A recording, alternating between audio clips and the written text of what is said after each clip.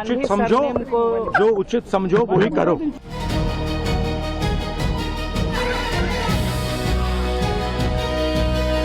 आप घर में भी कायर हैं, आप बाहर भी कायर हैं। एक लिस्ट तो जारी कर लीजिए, आप किससे नहीं हैं।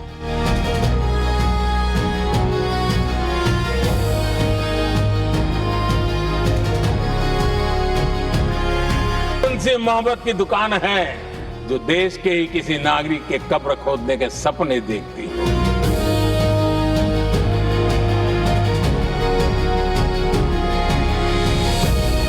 अरे 2 किलो गालियां ये आप ये क्या तोलते क्या? मुझे कहा कि आपके 75 हो गए, बोले अभी 25 बाकी है। मैंने कहा तो मैं जो बीता है उसको गिनता नहीं हूँ, जो बचा है उसको गिनता हूँ।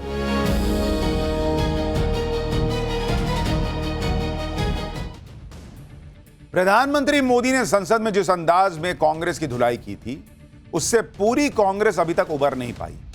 राहुल गांधी तो एक किताब ही दिखाते रह गए, लेकिन पीएम मोदी ने नेहरू से लेकर इंदिरा गांधी तक का चैप्टर खोल दिया। पीएम मोदी के इस हमले का दर्द कांग्रेस को अभी तक हो रहा है और इसी वजह से कांग्रेस नेता पीएम मोदी के लिए ऐसी बातें कह रहे हैं जो मर्यादा की सीमाएं तोड़ रही हैं। आप देखिए, कल तक राहुल गांधी समेत कांग्रेस के सभी नेता कह रहे थे कि पीएम मोदी डर के लोकसभा से भाग गए। आज कह रहे हैं कि लोकसभा तो झांकी है, पीएमओ से भगाना बाकी है। कांग्रेस नेता पवन खेड़ा ने लिखा कि लोकसभा तो झांकी है, पीएमओ से भगाना बाकी है। सोचिए, जो लोग, ये वो लोग हैं जो लोग लगातार 3 लोकसभा चुनाव हार चुके हैं, बाकी जगह भी कोई अच्छा परफॉर्मेंस राज्यों के चुनाव में नहीं कर रहे हैं, फिर भी बातें देखिए बड़ी बड़ी, पीएमओ से भगा देंगे। सुनिए पवन खेड़ा ने पीएम मोदी पर और क्या कहा। आपको उन सवालों का जवाब देना नहीं आता।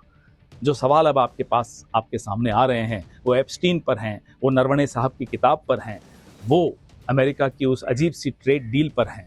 हम पिछले 12 साल यही सोचते थे, ये साहब जो हैं ये घर में तो डायर हैं और बाहर कायर हैं, लेकिन आज हम आश्वस्त हो गए हैं, आप घर में भी कायर हैं, आप बाहर भी कायर हैं। एक लिस्ट तो जारी कर लीजिए, आप किससे नहीं डरते, ताकि हमें यह तो मालूम पड़े हमारा प्रधानमंत्री कुछ तो ऐसा है जिससे नहीं डरता। ये कायर कायर कहते जा रहे हैं। पब्लिक नरेंद्र मोदी को जिता जिता के बता रही है कि कायर समझा क्या फायर है, लेकिन इनको समझ में आए तब तो।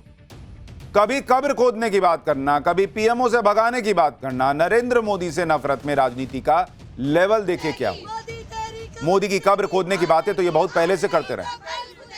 रामलीला मैदान में ऐसे ही नारे लगे थे, लेकिन आप देखिए बिहार में मां की गाली दे दी गई।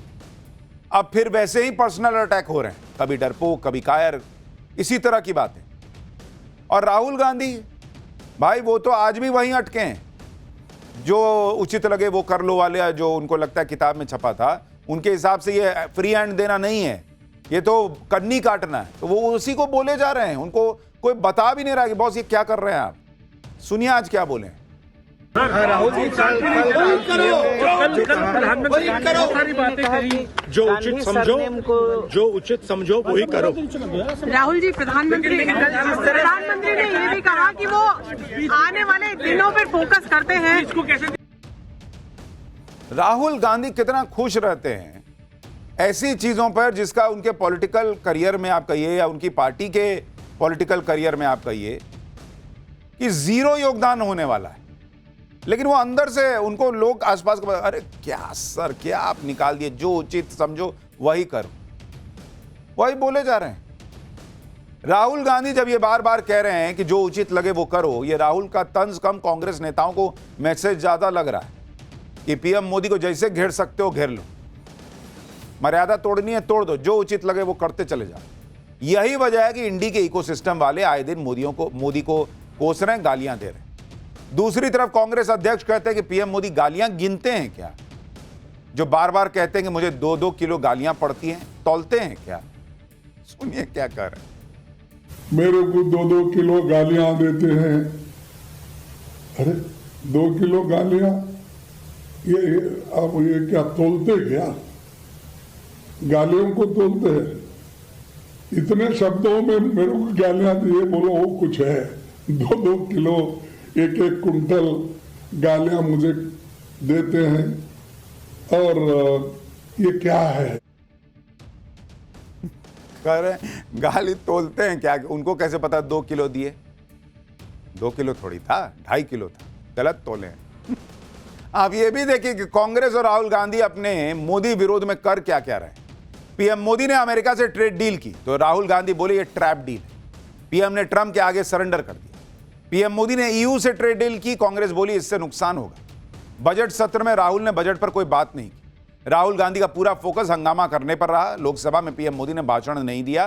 पीएम मोदी को सदन में घेरने की तैयारी थी, खुद स्पीकर ने खतरनाक प्लान का खुलासा किया। राज्यसभा में पीएम मोदी ने भाषण दिया तो विपक्ष ने वॉकआउट कर दिया।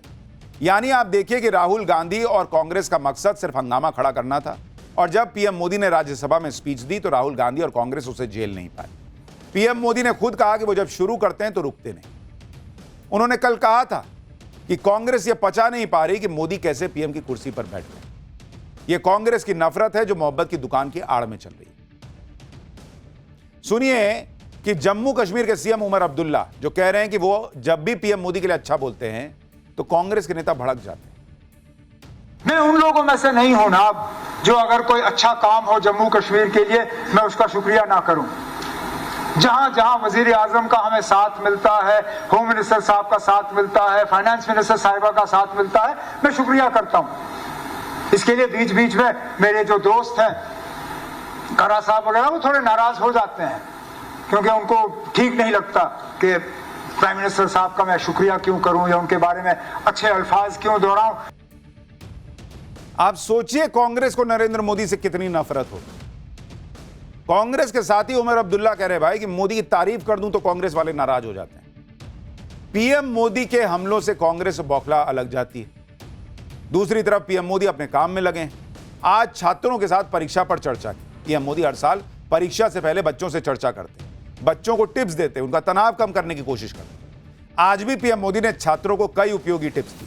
पीएम मोदी ने अपनी उम्र को लेकर एक किस्सा भी सुनाया और कहा कि जो बीत गया वो उस पर ध्यान नहीं देते बल्कि आगे की सोचते हैं। लेकिन ये किस्सा सुनाते सुनाते उन्होंने उन लोगों को मैसेज दे दिया जो 75 साल में रिटायरमेंट की बातें कर रहे थे, जो लोग पीएमओ से भगाने की बातें कर रहे हैं। पीएम मोदी ने बता दिया कि वो अगले 25 साल भी कहीं नहीं जाने वाले। मुझे अभी एक नेता ने फोन किया था मेरे जन्मदिन पर, है 17 सितंबर को, तो उसने मुझे कहा कि आपके 75 हो गए। बोले अभी 25 बाकी है। मैंने कहा तो मैं जो बीता है उसको गिनता नहीं हूँ, जो बचा है उसको गिनता हूँ। और इसलिए जीवन में मैं आपको भी कहता हूँ, बीता है उसकी गिनती में समय बर्बाद मत कीजिए, जो बचा है उसको जीने के लिए सोचिए। भारत में राजनीतिक विरोधियों को चित करने के बाद पीएम मोदी अब मलेशिया के दौरे पर जाने वाले हैं। पीएम मोदी कल 2 दिन के राजकीय दौरे पर मलेशिया के लिए रवाना होने वाले हैं।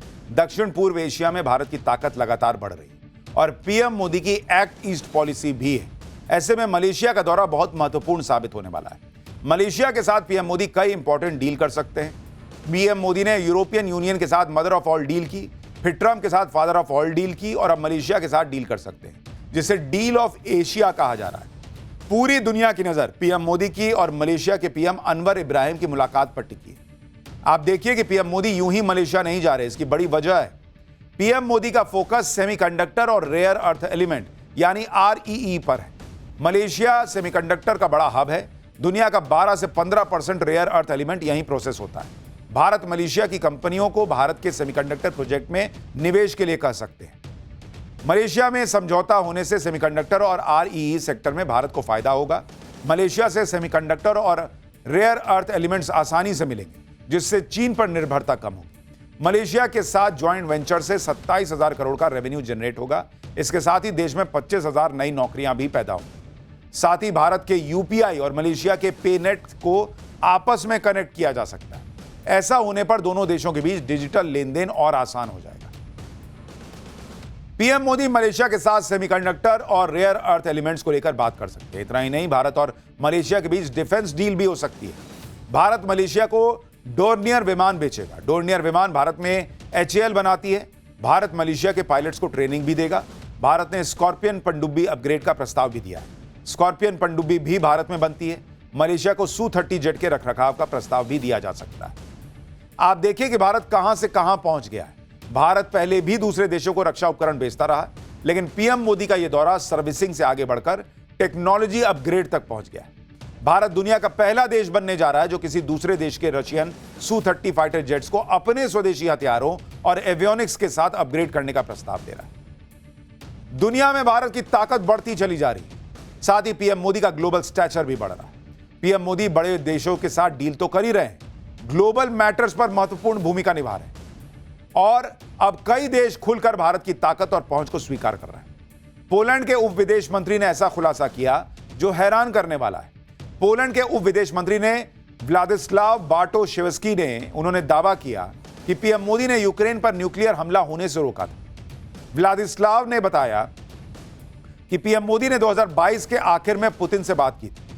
पीएम मोदी ने पुतिन को यूक्रेन पर टैक्टिकल न्यूक्लियर डिवाइस के इस्तेमाल करने की कोशिश से रोका था। पीएम मोदी ने बहुत सकारात्मक भूमिका निभाई थी जो भारत दुनिया के मामलों में निभाता है। उम्मीद है कि यह आगे भी जारी रहेगा। पीएम मोदी ने कभी भी इस बात का क्रेडिट हालांकि नहीं लिया और ना ही कभी इसका जिक्र किया, लेकिन अब सच्चाई सामने आ रही है कि पीएम मोदी के समझाने पर पुतिन ने यूक्रेन पर परमाणु हमला रोक दिया था। और यह भारत और मोदी नहीं कह रहे हैं, दूसरे देश के नेता कह रहे हैं। एक तरफ ट्रंप जैसे लोग भी हैं जो हर बात का क्रेडिट लेने के लिए उतावले रहते हैं, दूसरी तरफ पीएम मोदी हैं जो शांति से बिना हल्ला मचाए अपना काम कर रहे हैं।